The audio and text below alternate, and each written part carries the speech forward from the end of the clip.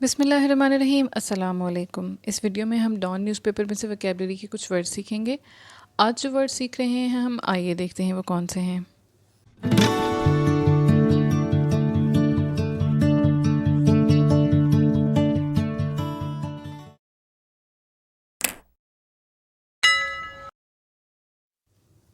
پہلا ورڈ ہے سیلویشن، یہ ناؤن ہے اور اس کا مطلب ہوتا ہے چھٹکارا حاصل کرنا، the state of being saved from the power of evil, جیسے to pray for the salvation of the world.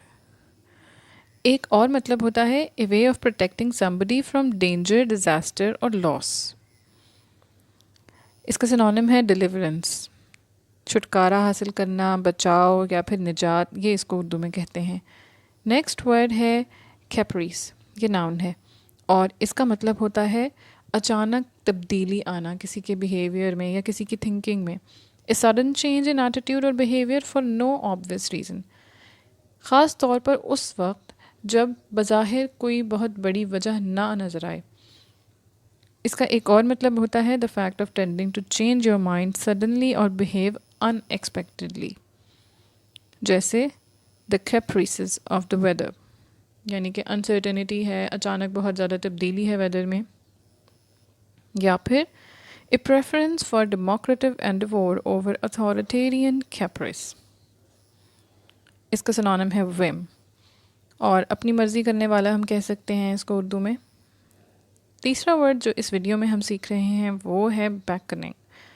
Bacon ورب ہے اور اس کا مطلب ہوتا ہے اشارہ دینا، to give somebody a signal using your finger or hand, especially to tell them to move nearer or to follow you.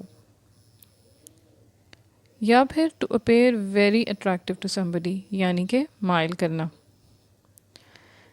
Examples دیکھتے ہیں۔ The clear blue sea beckoned. He beckoned to the waiter to bring the bill.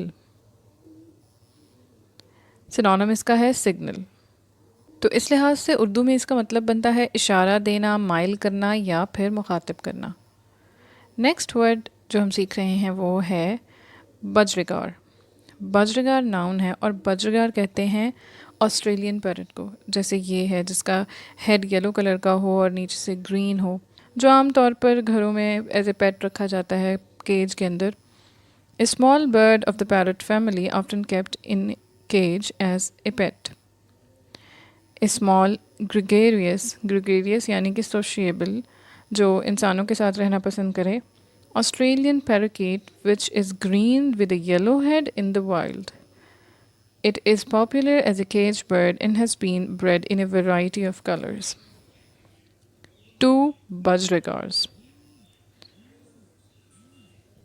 Next word ہے protege, یہ noun ہے اور اس کا مطلب ہوتا ہے a young person who is helped in their career and personal development by a more experienced person. جیسے a protege of the great violinist، جیسے ایک شخص کسی فیلڈ میں نیا ہے تو وہ کسی ایکسپیرینسڈ سے ٹریننگ لے، تو جو ٹریننگ لینے والا ہوگا یا جو سیکھنے والا ہوگا وہ پروٹیجے ہے۔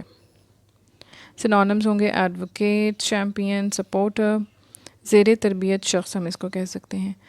یہ تھی آج کی ویکیبلری۔ اگر آپ کو ویڈیو اچھی لگی ہے تو لائک کریں، چینل کو سبسکرائب کریں، ویڈیو کو شیئر کریں، کامنٹس میں اپنا فیڈ بیک اور سجیشن دینا نہ بھولیں۔ Thank you for watching.